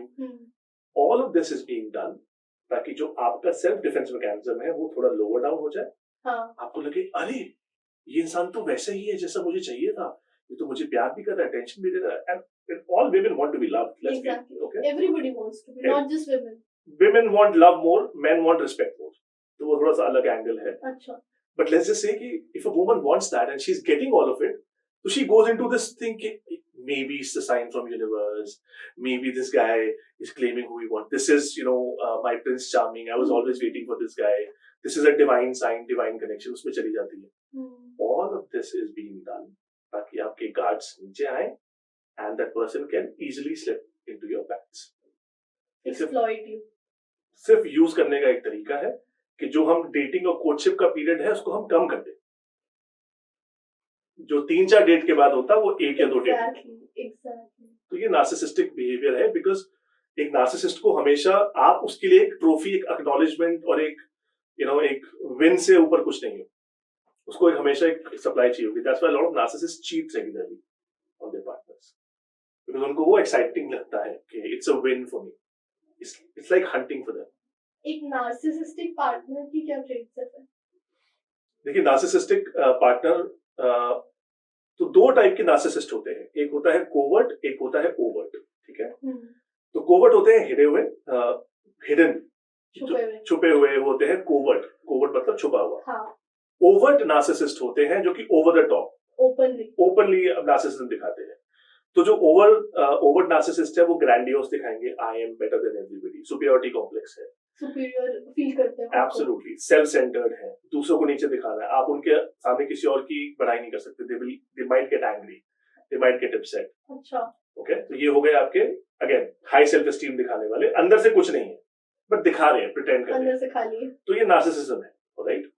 और मेरी ही नॉलेज सबसे बेटर है, उस इंसान को कुछ नहीं आता, मुझे ही सब पता है, I am the mister know it all. Okay. ये हो गए ओवर्ट. ठीक है. कोवर्ट नार्सिसिस्ट है जो कि विक्टिम बन जाते हैं, छुपे हुए. वो भी अपनी अप्रिसिएशन, अपना प्रेज चाहते हैं. हाँ. लेकिन जब आप उनको बोलोगे कि तुमने ऐसा क्यों किया, बुरा behaviour, because you did this, I did this, तो ब्लेम साइकिल हो सकता है. Second, victim mentality. तुमने ऐसा किया मेरे साथ, I feel so bad, I feel so damaged, I don't know मैंने ऐसा क्या किया, मेरी गलती ही क्या थी. तो छुपे हुए ना. And again I am going to take an example. So मोहल्ले की जो आंटियां होती हैं ज्यादातर बोलती है कि बेटा हमने क्या किया, बट हर जगह रूमर्स फैलाना है, हर से बात करनी है. ठीक है. तो ये विक्टिम मेंटालिटी में विक्टिम कार्ड बहुत ज्यादा प्ले करते हैं. ये होते हैं जो ओपनली नहीं होते, कोवर्ट नार्सिसिस्ट. और ये आपको गिल्ट ट्रिपिंग बहुत ज्यादा करेंगे, हद से ज्यादा गिल्ट ट्रिपिंग. बट इसमें हम ये चीज, हम जो पैटर्न देख सकते हैं कि उनको अटेंशन सारा अपने पे चाहिए. Correct. अपने आप, लाइक तुम्हारा ध्यान कहीं और ना जाए, मेरे पे रहे. Absolutely. That is the core trait. Absolutely. So I am important and only I am important. So जो वो इंसान ये करे, only I am important, narcissism के ट्रेट्स है. Narcissism is a scale. Okay. ठीक है. तो जितना इंसान नार्सिसिस्टिक होता है उतना एम्पैथी लेवल उसका लो हो जाता है. मतलब वो दूसरों के बारे में नहीं सोच पाते. करेक्ट. अच्छा. Let's move forward. तो अगर कहीं लोग ना रिलेशनशिप में है, अच्छी रिलेशनशिप है, नहीं दिखे अभी तक टॉक्सिक ट्रेट्स, कुछ ऐसा बुरा नहीं हुआ, it's going good, the person is loving me, I am loving the person. अब ऐसे पॉइंट आ जाता है रिलेशनशिप में when the person shows a toxic trait. अचानक से वेरी एग्रेसिव एकदम से, या फिजिकल अब्यूज हो गया, या कुछ भी लेने की बहुत नेगेटिव बिहेवियर हुआ, नेगेटिव एक्सपीरियंस हुआ दो लोगों के बीच में, जो दूसरे इंसान ने टॉक्सिक बिहेवियर शो की. अब ऐसे पॉइंट पे जो the person is a victim, उस इंसान के लिए बहुत बड़ा शॉक होता है.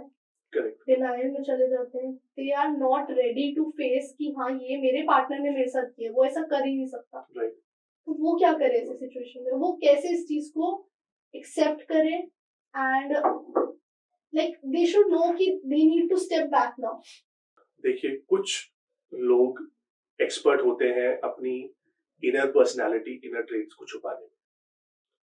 और वो एक्सपर्ट इसलिए होते हैं क्योंकि उनकी लाइफ के एक्सपीरियंसेस से उनको ये पता चल जाता है कि अगर हमने अपनी इनर पर्सनालिटी या अपने जो एक्चुअल ट्रेट्स हैं दिखा दिए लोगों को, तो लोग भाग जाएंगे. तो वो अपने आप को हमेशा, they are always wearing a mask. ये मास्क टेम्पररी होता है, कभी ना कभी तो उतरेगा, किसी ना किसी सिचुएशन में आपको दिखेगा. इसलिए मैंने बोला कि अगर आपको किसी इंसान को प्यार करना है तो उसको हर सिचुएशन में एक बार देख लो. फैमिली के साथ कैसे हैं, फ्रेंड्स के साथ कैसे हैं, दूसरों के साथ कैसे हैं, कॉन्फ्रंटेशन में कैसे, आर्ग्यूमेंट में कैसे हैं. ये कुछ बिहेवियर ऑब्जर्वेशन अगर आप करेंगे तो आप समझ जाएंगे. लेकिन तब भी हो सकता है कि आपकी किस्मत खराब, या वो इंसान इतना एक्सपर्ट कि आप फंस गए, या आप देख ही नहीं पाए, या कोई अपॉर्चुनिटी नहीं आई, कोई सिचुएशन ही नहीं आई ऐसी. ठीक है. राइट. कोई स्ट्रगलिंग सिचुएशन ही नहीं थी, तो देख कैसे पाते. ठीक है. अब ऐसे लोगों के लिए आप, अगर आपने देख लिया, अब आपको देखना है कि जो इस इंसान का बिहेवियर था वो कितना सिवियर था. Is it life threatening? A lot of time people have rage episodes. हाँ. कि गुस्से में, let's say when they are drunk, they are in a high state, उन्होंने किसी को मार दिया, और ऐसे, और मारा नहीं, सिर्फ हाथ नहीं चलाए, कुछ उठा के they were like almost try to kill someone. इसका मतलब क्या है? Temperamental disorder. अपने टेम्परामेंट को की इंटेंसिटी को कंट्रोल नहीं कर पाते, रेगुलेट नहीं कर पाते. ठीक है. चाहे वो under the influence of alcohol हो, चाहे because of a high emotional state भी हो सकता है. That doesn't matter. It doesn't matter. ठीक है. क्योंकि अगर इतना हाई गया, वो एबिलिटी, वो कैपेसिटी है इंसान की इस लेवल तक रिएक्ट करने की। अगर आपको ये पता चल गया है और ये लाइफ थ्रेटनिंग है, निकल जाओ जितनी जल्दी हो सके, अपने आप को बचाओ, अपने आप को प्रायोरिटाइज करो। अगर आपको लगता है कि you can negotiate with the devil, you can't, sometimes you can't. हाँ, क्या can this be a one off episode? Yes. Are there exceptions? Yes. For example, if somebody is getting molested, okay, and this person tries to hit them and or let's say is trying to save their own children, then it's fair. तभी self defense में आता है, क्योंकि situation की वजह से ये reaction normal था। ठीक है। बट एक नॉर्मल आर्ग्यूमेंट हो गया और इस इंसान ने इतना एस्केलेट कर दिया कि वो लाइफ थ्रेटनिंग हो गया, तो आपके लिए भी कल को आपकी लाइफ के ऊपर वो नेगेटिव इम्पैक्ट आ सकता है। हाँ। तो ये आपको थोड़ा सा माइंड में ये समझना पड़ेगा कि कितना सिवियर था ये बिहेवियर, सिचुएशन क्या थी। तो एक दो बार चांस देना चाहिए अगर इट्स नॉट वेरी सिवियर। अगर सिवियर है तो चांस एक बार के ऊपर नहीं देना चाहिए, बात जरूर करनी चाहिए। अगर उस इंसान ने पॉजिटिवली उसको लिया और उसने बोला कि let me work on my self, I understand, I made a mistake. देखिए, कोई भी जेन्युइन इंसान होगा वो बहुत जल्दी अपने बिहेवियर को एनालाइज करेगा, करेगी also. I am saying it again neutral, okay. लेकिन कोई भी जेन्युइन इंसान अपने आप को एनालाइज करेगा कि मैंने सही किया, गलत किया तो मैं अपने आप को चेंज करूंगा या करूंगी, मैं आई विल इम्प्रूव। अगर वो इंसान एक्सेप्ट ही नहीं कर रहा कि उसने गलत किया, तो यहाँ पे अब खतरा अगेन। तो ये हमारे वार्निंग साइंस होने चाहिए दिमाग के अंदर ना, वार्निंग होनी चाहिए, आवाज आनी चाहिए, साइको साइको साइको। ठीक है, क्योंकि ये इंसान अपने ऊपर काम नहीं करना चाहता, अपनी गलती नहीं मान रहा, और अगर जो गलती नहीं मान रहा वो फिर चेंज क्यों करेगा, वो बिहेवियर को रिपीट करेगा। एग्जैक्टली। और अगर रिपीट किया तो किसके लिए खतरा है? कल को किसी और के ऊपर किया हो सकता है, फिर आपके ऊपर भी आ जाए। हाँ। कि अगर आपने इस इंसान को अपसेट कर दिया उस लेवल तक, हाँ, या सिचुएशन ही खराब थी, तो फिर आप क्या करोगे? हो सकता है किसी और के प्रति गुस्सा आते आते वो गुस्सा आपके प्रति डाइवर्ट हो गया, तब क्या करोगे? तो अपने आप को थोड़ा सा प्रोटेक्ट करके चलिए, ये आप ही की लाइफ है, आपकी जिम्मेदारी। बट कहीं लोग ना छोड़ नहीं पाते सामने वाले इंसान को, बिकॉज उनको फियर ऑफ होता है कि they can't be alone, they feel like मुझे कोई और प्यार नहीं कर सकता जैसे ये मुझे प्यार करता है। कि इंसान प्यार तो करता है, बस कभी कभी गुस्सा आ जाता है इससे। तो ऐसे में क्या है? तो ये आपके चाइल्डहुड ट्रॉमास है अगेन, कि मुझे अगर जिंदगी भर किसी ने पिज्जा नहीं खिलाया, खाने नहीं दिया, मेरे बचपन से मेरे मॉम ने या मेरे डैड ने मेरा हाथ पकड़ के रखा कि पिज्जा नहीं खाने देंगे, पिज्जा नहीं खाने देंगे, तो जो इंसान मेरे को पिज्जा खाने देगा मैं बोलूंगा यार तुम मेरे बेस्ट फ्रेंड हो, तुम मेरे लिए स्पेशल। तो जो मुझे नहीं मिला है, मुझे उस चीज की सबसे ज्यादा वैल्यू है। Exactly. That is why a lot of people who don't have a lot of money, उनके लिए money is the most important thing in the world because money means everything for them. Okay, तो ये कुछ नहीं है, ये आप basically is a way of prioritizing what is important in your life, जो मुझे नहीं मिला। तो अगर आपको प्यार नहीं मिला है और आपका only source of love is toxic, तो आप accept करो। Even not just tier 2, tier 1, tier 3 में भी ये हो रहा है, बस they are hiding behind the riches and being sophisticated and being more educated, but actually behind the door वहाँ भी हो रहा है। Right. So ये सब चीजें हैं, अगर आपने नहीं देखी तो खुद को ब्लेस बोलिए भगवान थैंक यू, मेरे साथ ऐसा नहीं हुआ है, I am so lucky, people around me are blessed, कि मैं कैसे एनवायरनमेंट में रेज हुए हैं। लेकिन होता तो है और बहुत लोगों के साथ होता है। अगर किसी को ऐसा है कि फियर ऑफ नॉट, अकेले नहीं रह सकते बट टॉक्सिक रिलेशनशिप में, अब नाउ दे नो कि हाँ मेरे बचपन में ऐसा हुआ था, शायद मैं इसलिए ऐसी हूँ। दे नो मेरे साथ यही हुआ था, मेरे पेरेंट ने मुझे अच्छे से ट्रीट नहीं किया, इसलिए मैं इस इंसान के साथ रह रही हूँ। अब वो कैसे हील करे, अब वो कैसे, वो कोई ऐसी टिप दीजिए या कुछ ऐसा टेक्निक बताइए कि वो क्या करे इस सिचुएशन में। फिर देखिए 2-3 चीजें हैं यहाँ पे। एक है फियर ऑफ बीइंग अलोन।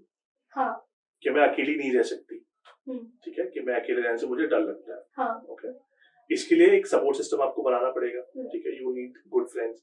और अगर आप इंट्रोवर्टेड हैं, आप फ्रेंड्स नहीं बना पा रहे हैं, you can join certain groups, community group join करिए, पेंटिंग, डांस वगैरह, फाइंड पीपल वो लाइक माइंडेड। ओके, ठीक है, so you can join certain communities. ठीक है, नंबर 1। नंबर 2 इज कि अगर मान लीजिए आपका फियर ऑफ बीइंग अलोन है, तो हो सकता है but finding a purpose in life, like associating yourself with an NGO, maybe for underprivileged kids, or for children who are disabled, or maybe an animal NGO. If you have a purpose in life, then you also don't feel alone because you're looking forward to something in your life, you're making a difference. So you feel like आप उसे छोड़ के कहीं और अगर जा रहे हो लाइफ में, तो you are not alone. So you have something meaningful in your life. Exactly. And वो प्यार का सोर्स चेंज हो जाता है. डिस्ट्रैक्शन भी है फिर एक तरीके से. वो डिस्ट्रैक्शन भी है, कहीं ना कहीं पे हमें अच्छा फील कराता है, पॉजिटिव फीलिंग्स भी है. तो हम जो लव से पॉजिटिव फीलिंग आ रही है, बीइंग इन अ रिलेशनशिप से जो गुड वाली फीलिंग है, उसको हम रिप्लेस कर रहे हैं इन थेरेपी. ठीक है, with something else, maybe with a higher purpose. तो वहां पे आपका फियर ऑफ बीइंग अलोन पे हम काम कर सकते हैं. ठीक है.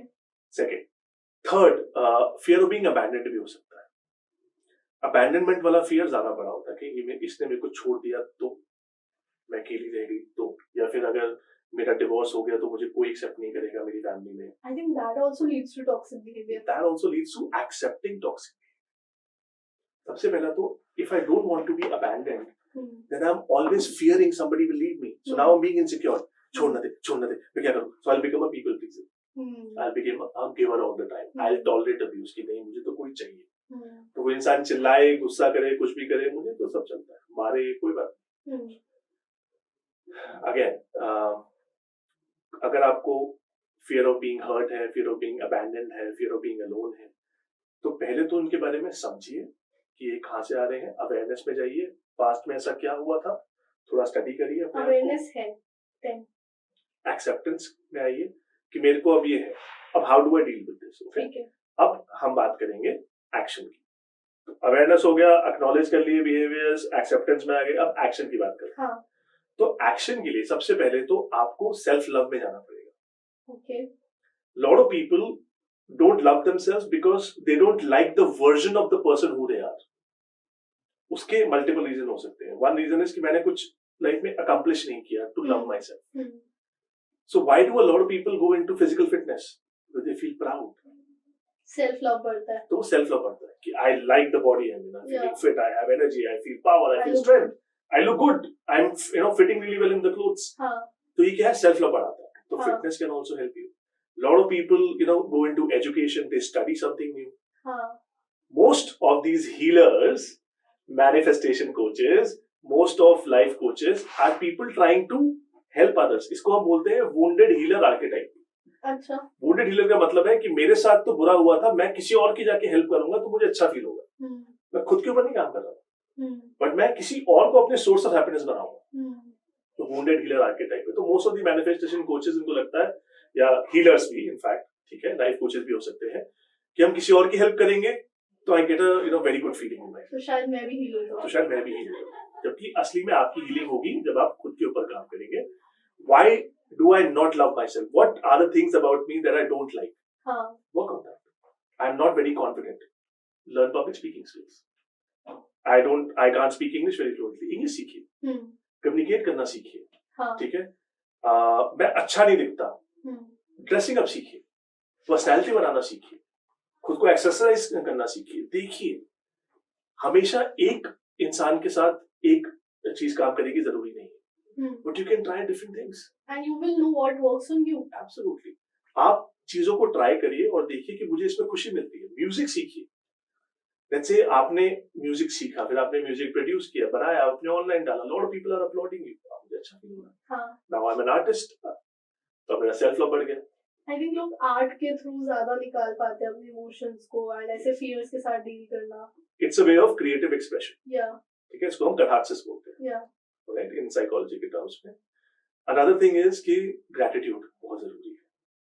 Lot of people feel that मेरी लाइफ में कुछ ऐसा इंपॉर्टेंट है ही नहीं, कुछ ऐसा हुआ ही नहीं है कि I should love my self.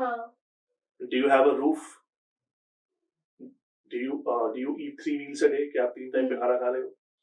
क्या आपको ठंड में पहनने के लिए वार्म कपड़े हैं? क्या आपका बेड वार्म है? आपको कंबल, रजाई वगैरह सब कुछ है आपके घर में? क्या टीवी देख रहे हो? क्या जॉब से पैसा आ रहा है रेगुलरली आपकी लाइफ में? इतना सब तो है. अगर नहीं दिख रहा तो प्लीज रोड पे जाके देखिए कि अभी दिसंबर जनवरी के महीने में कितने सारे बच्चे हैं, कितने सारे लोग हैं जिनके पास घर ही नहीं है. वो लोग कैसे जी रहे हैं? एक कंबल नहीं है उनके पास, पहनने को कपड़े नहीं है उनके पास, और आपको लग रहा है आपकी लाइफ टफ है. आप बोलोगे अमन ये तो बड़ा क्लीशे सी बात हो गई. हाँ, ये क्लीशे सी बात है, बट ग्रेटिट्यूड छोटी चीजों से स्टार्ट होता है.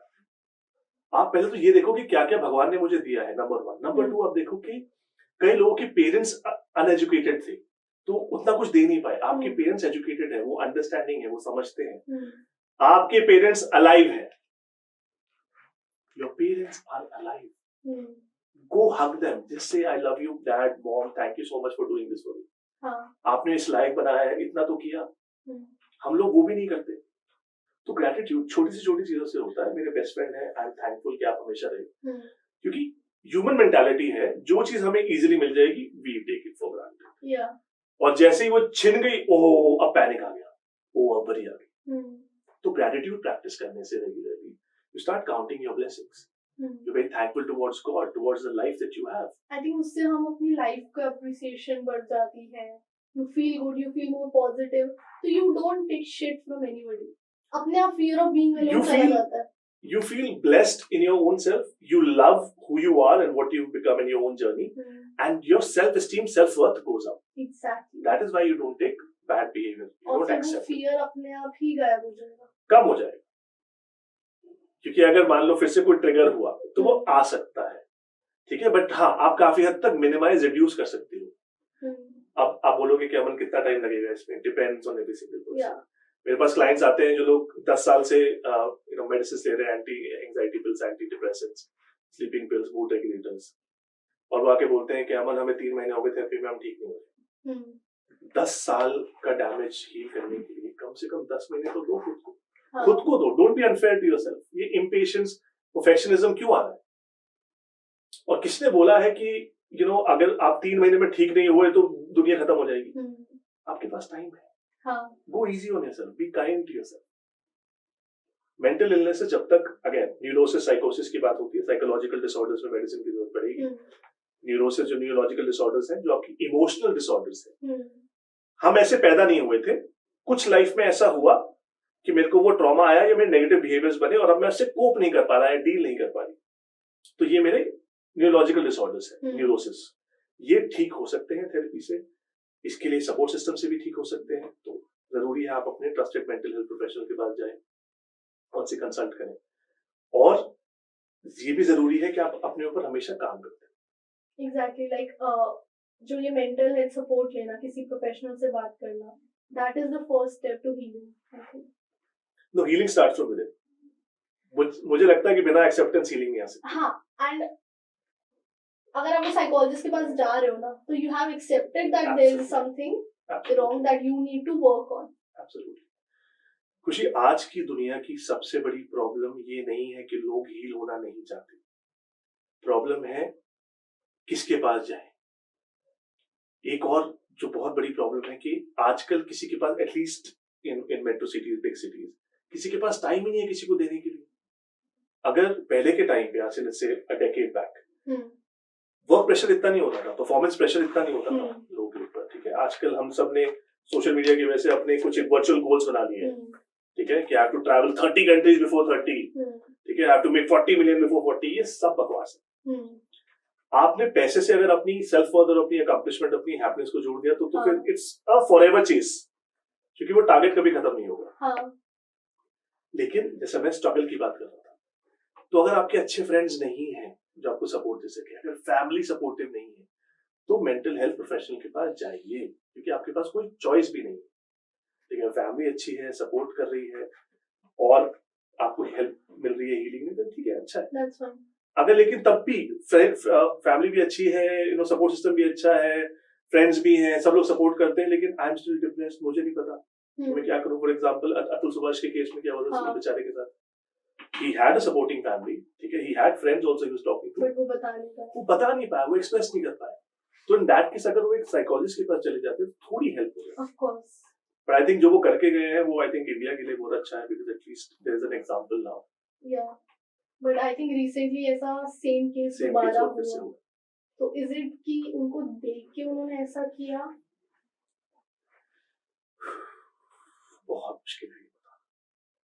People get influenced by people all the time. Yeah. Human beings look at each other, we evolve, we learn, we adapt. हो सकता है, बट ये भी हो सकता है कि उस इंसान के पास, लाइक आई सेड, कोई सपोर्ट सिस्टम ही ना हो, वो हेल्पलेस फील कर रहा हो सकता है उसने ये देखा हो कि शायद इससे मुझे कुछ चांसेस हैं कि जस्टिस मिलेगी, वरना एक्नॉलेजमेंट ही नहीं मिलेगी। एग्जैक्टली, बिकॉज उन्होंने देखा अतुल सुभाष को मिला। प्लस ये भी हो सकता है कि वो इंसान, और ये हम जो रिसेंट केस के बारे में बात कर रहे हैं, वो इंसान ऑलरेडी अपनी लाइफ में बाकी प्रॉब्लम से भी इतना फेड अप हो। हाँ। तो एक पैटर्न भी हो सकता है। अगेन बोल पाना मुश्किल है, हमसे अज्यूम कर सकते हैं। और might be it's just media ने आज उनका केस दिखाया बिकॉज वो ट्रेंडिंग था, बट ऐसे केसेस आते रहते हैं। जिस चीज को ज्यादा विजिबिलिटी इजीली मिल जाएगी मीडिया, तो वो दिखाएगा। Exactly. Media has a business. Exactly. Okay, और ठीक है, इंफॉर्मेशन का भी बिजनेस है, तो उसमें कोई प्रॉब्लम नहीं है। बट ये है कि as a person who is consuming information, हमें अपने दिमाग में फिल्टर करना है कि क्या मेरे लिए एक्सेसिव है, क्या नहीं है, क्या सही है, क्या गलत है। That's very important. अगर आप अपने दिमाग में फिल्टर करेंगे तो वो आपको स्ट्रेस आउट नहीं करेगा, आप मैनेज कर पाएंगे अपने स्ट्रेस लेवल्स को। आई होप आप सबको एपिसोड अच्छा लगा। Make sure you like this episode, share this with your friends and family. And अगर आपके दिमाग में कोई भी क्वेश्चन आ रहा है टॉक्सिक रिलेशनशिप से रिलेटेड और एनीथिंग अबाउट मेंटल हेल्थ, अगर आपके दिमाग में कोई भी क्वेश्चन आ रहा है टॉक्सिक रिलेशनशिप से रिलेटेड और anything about mental health, psychology, you can comment on this episode and I'll ask Mr. Amandeep to share his knowledge with you and answer your questions. And make sure you subscribe to Nama Talks, follow Amandeep as well, and keep watching every Friday. Thank you. रख दे तो कोई दिल विच गल्लां, रब दिया बंदिया तू सब जाने, अपने अंदर लेके तुरदा, क्यों फिकरां विच पल तू गवावें, जा कुछ राज तेरे कट अपने लिए तू समा।